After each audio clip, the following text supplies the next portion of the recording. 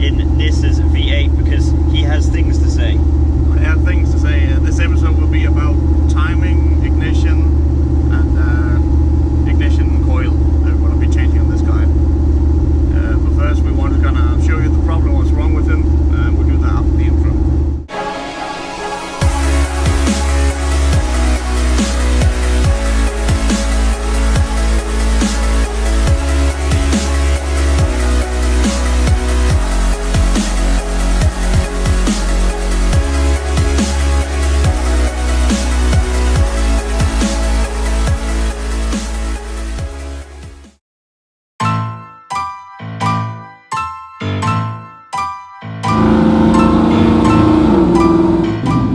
Looking at today is my car that kind of has a problem that it hesitates when revving, especially from 1,000 up to about 2,000 RPM.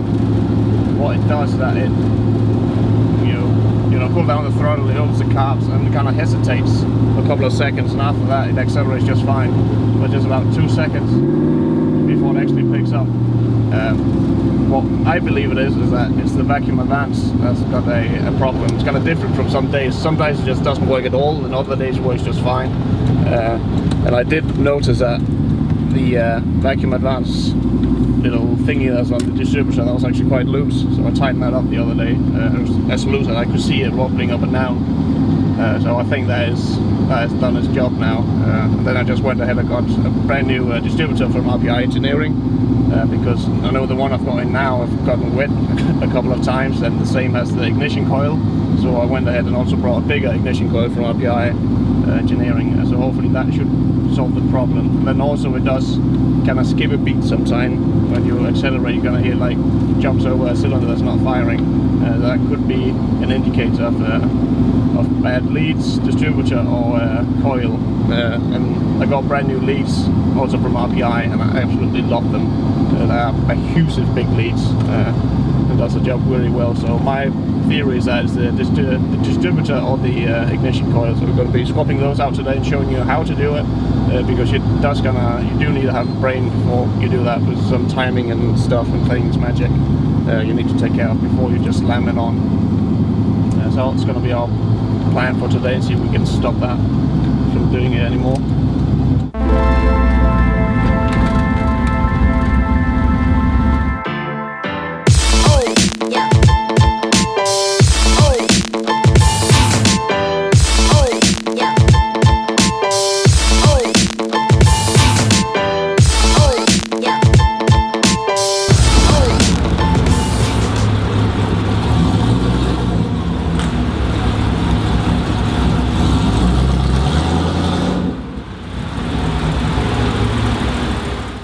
So here we've got the new parts we're going to be installing. I've got them all from RPI Engineering, as you can see.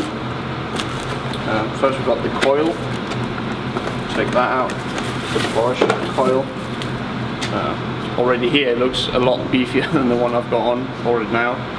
So that one we're going to be changing first. And after we change that, we're going to go over and change this one, which is a distributor.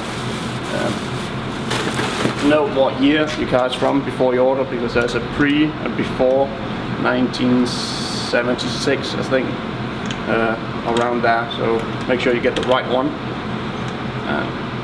So this one I'm going to be installing, and I don't need this little amplifier here because I got an RPI amplifier that's bigger and better than this one. So we're going to be taking that off. 2 small wires in here we're going to stick on. And then we're just going to run off the RPI amplifier instead of this one, which gives a bigger spark, and that way you get a bigger and cleaner burn. But this one is the hard one to install. This one is just plug and play. So we're going to do this one first.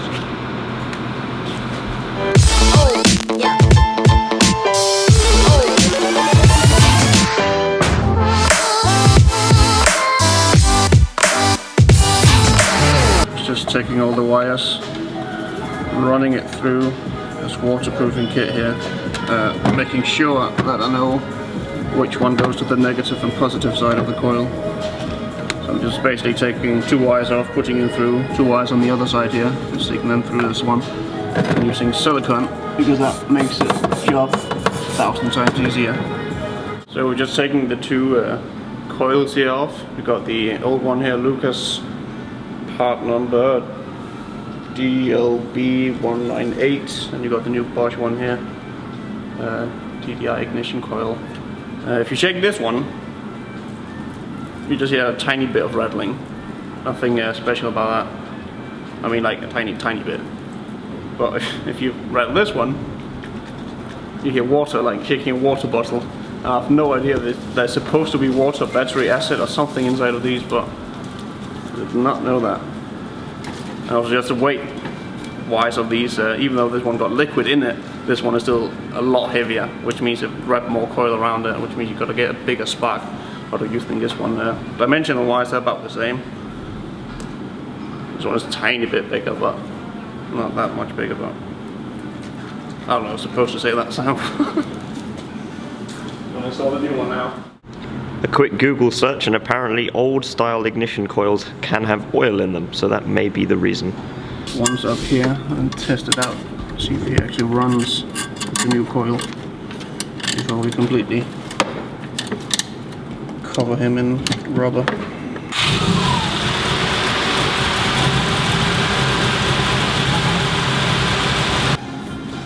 What we're doing now is twisting the engine so we can get it to the top dead center position on the cylinder number 1, which is this one over here. If you follow these wires, already got number 1 on it. So if you lift this one up, this one should be pointing towards the number 1, which is that one. Yeah. Let's see. No, that one. So we need that one to point at that one, and that way we know that it's a number 1 cylinder on the compression stroke. You could also do that by taking off the spark plug, put a finger over the hole, turn the engine around, and when your finger kind of get like blown away from the hole because of compressed air, then you know it's on the compression stroke. Because it's a 2-stroke, but a 4-stroke engine, so you need to compress all the air first. And that is just what we're trying to figure out right now. So this is the new distributor, as I said. I'm taking this thing off because this is the amplifier that sits on it, and I have replaced this with an RPI one called the Power Amp 2, which is the one sitting down here. As you can see, it's about 3 times the size of it. It's just size is, you know, good when it comes to electronics and power. So that one produces a lot more spark. You can go into their YouTube page, RPI Engineering, and they do a demonstration of the normal one and the RPI powered one. And that one also has dual timing if you're running a LPG on your carbs as well. But I'm just using it because it gives a bigger spark and then just better burn. So taking that one off, we might need to go up and get some connectors here because I don't think we've got any that's that small. We'll go up and buy 2 ones of those and wire that into the system. And we should be up and running. Plug the new one in.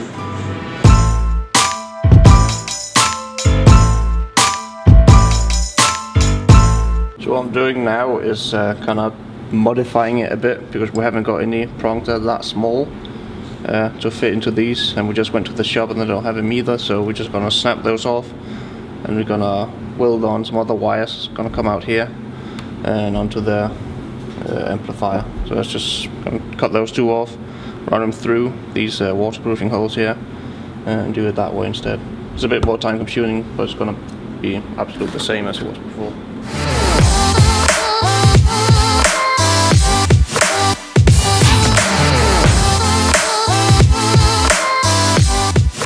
So now we've put these 2 wires in here. This is definitely not the way you want to do it, because when you buy this amplifier box, it actually comes with those 2 small prongs and you need to stick into it, but mine one just broke off. I'm doing this for now. I will put a proper connection on here so you can easily take it on and off.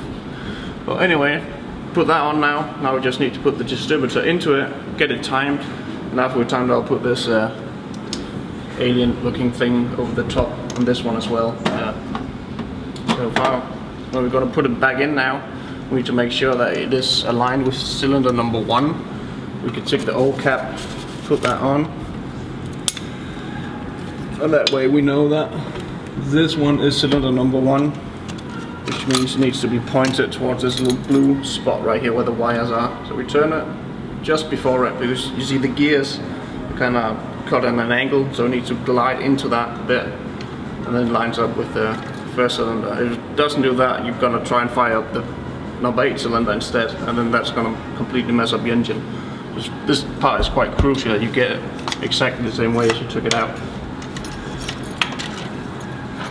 And slide it in. Make sure that it lines up. And just very carefully jiggle it in. Well, it's quite easy. And of course, it does also have to match up with the oil pump underneath it, because that shaft goes through and also powers up the oil pump on the old ones. The other ones is the crank that powers it. But older models, those needs to be lined up as well. You put this clamp in. Might have to do that before you slide it down. Now you need to get it all the way down so it actually meets the surface of the front case of the engine like that. So now we put it in, we put the bolt on, but as you can see, you can still rotate it like that, and that's when I'm gonna set your timing, because the wheel or the ignition thing in here is gonna stay in the same position, but you can rotate the housing around it, and that's when I'm gonna put the timing on your car. And to do that, you need a light gun like this one, a timing gun, where you simply just hook this one up to the first cylinder, where it reads every time it sends a signal through it, and you got a plus and a minus here, so the gun can actually get power. And then it's going to shoot light out of here according to the advanced degrees that you put into the back. And then every time the light turns on, you're going to see exactly where that top dead center point is. And then on this car, it needs to be 6 degrees before top dead center. I'm going to take this one, turn it in 2, 4, 6 degrees. So right now, when I light this gun onto that, while I'm trying to start the car, it should be right at the top dead center. So that's what I'm going to try now. It's not going to be the first time, but then you adjust it by rotating this thing until you hit it just the right spot, and then you tighten it all down.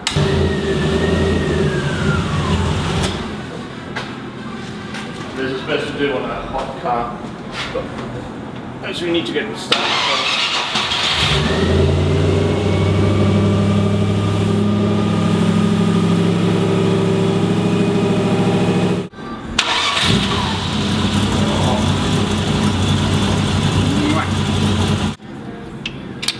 Undo the bolt a tiny bit, and do not overdo that bolt keeping the distributor in, because that was what broke on mine, and that will you up big time if that gets overdone.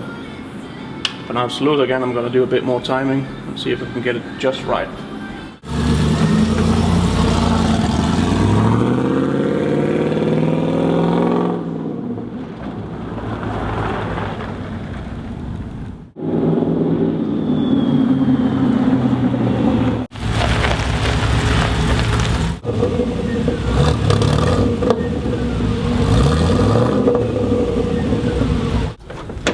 Still doing it,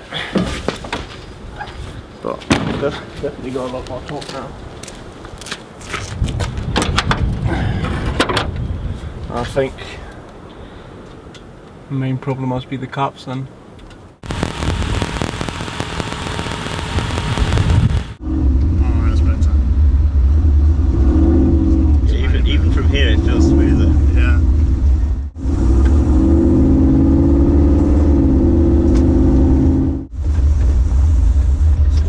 Adjust. That was a mixture, the air fuel mixture. It might also be the weather. If it's been cold for a long time, it might have an effect on that, but it's still got quite well. So you're saying what you just did with the distributor was not the problem at all?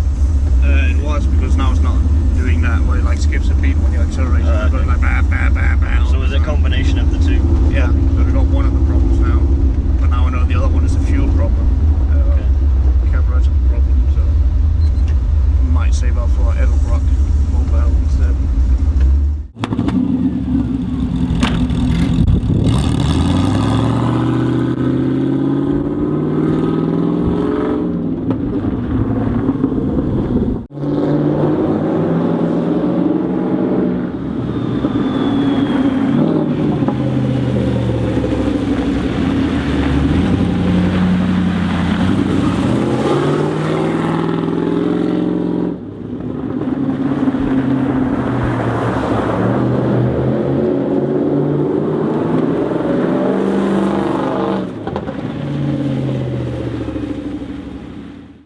So I think we're just about done, which is good because I'm about to freeze to death.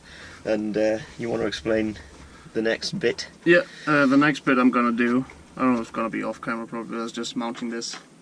Alien cow udder thing. And hopefully that should make it more or less waterproof, which is a V8's not very strong point. That's the water getting onto the distributor. So we're going to be installing that, but I want to do a timing probably next weekend when I get back home, just to see if it's moved and get it just spot on those 6 degrees before top dead center. But of course each engine is made a bit differently, so we're just going to have to try a bit. But right now it ran pretty damn good, I would say. It sounded smooth. Yeah, it did. Also just doing that power up with the coil and distributor and the leads, those 3 things, and the power amp, that's just so much better. And when I put the new leads on, I went about, I don't know, not even joking, about 50 kilometers more per tank. Really? Yeah, from like, wow. Before we get like 250 and then it went up to nearly 300. So that's quite a lot. Jesus. So that's a good thing if you have a V8. Don't go down on the leads on electronics, it's ignition parts. So that's that. Thank you very much for watching, guys, and we'll see you in the next video. Oh, yeah.